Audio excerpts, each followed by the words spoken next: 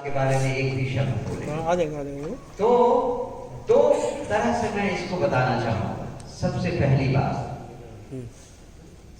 प्रशांत किशोर जी ने शुरू से कह के रखा हुआ है कि हमारी लड़ाई किसी राजनीतिक दल से नहीं है।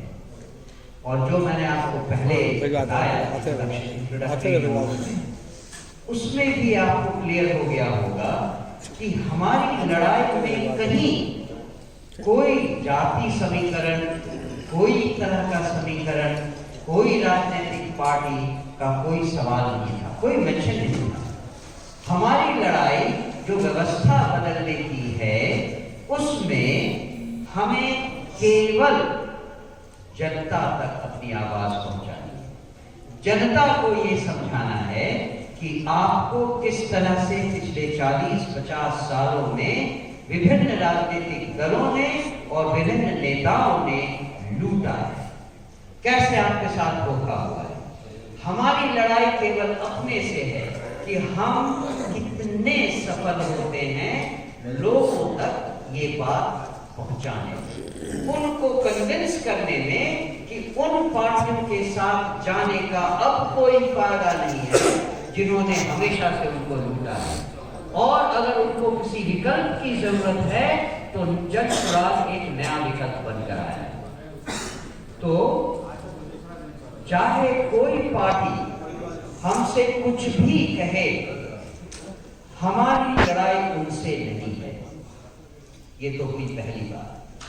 दूसरी, इस उपचुनाव में या इन उपचुनावों में जो हम लड़े, इससे हमें बहुत फायदा हुआ। सोच कर देखें, 1 नवंबर को हमारी पार्टी का चुनाव चिन्ह मिला, 11 नवंबर को चुनाव प्रचार बंद हो गया। इस बीच में दिवाली आई, छठ आया, करीबन 8 दिनों का इफेक्टिव कैंपेनिंग हम अपने चुनाव चिन्ह के साथ कर सके।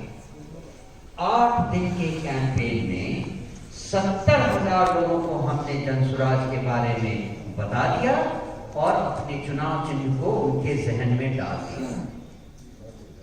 10% वोट आए। क्या ये कम बड़ी जीत है?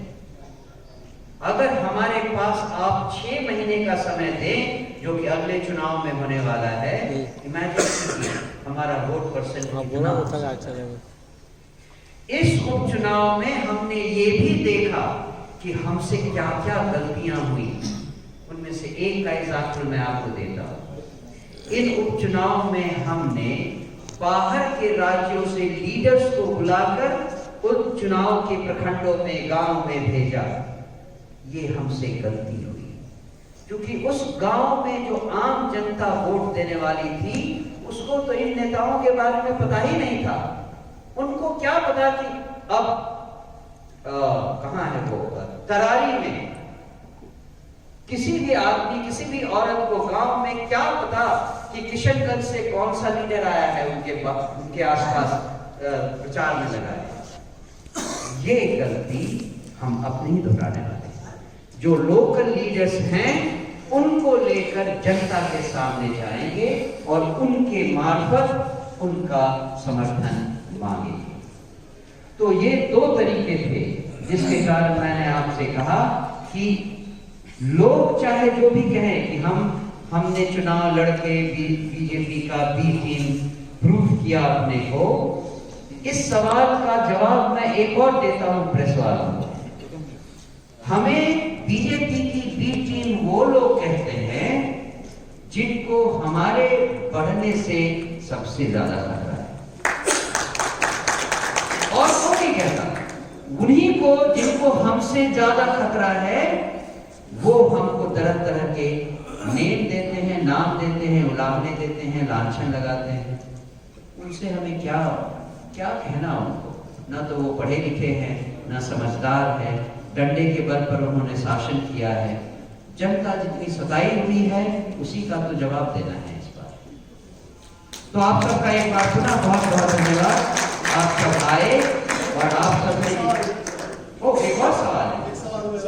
ओह अच्छा जी। शॉर्ट रखेंगे।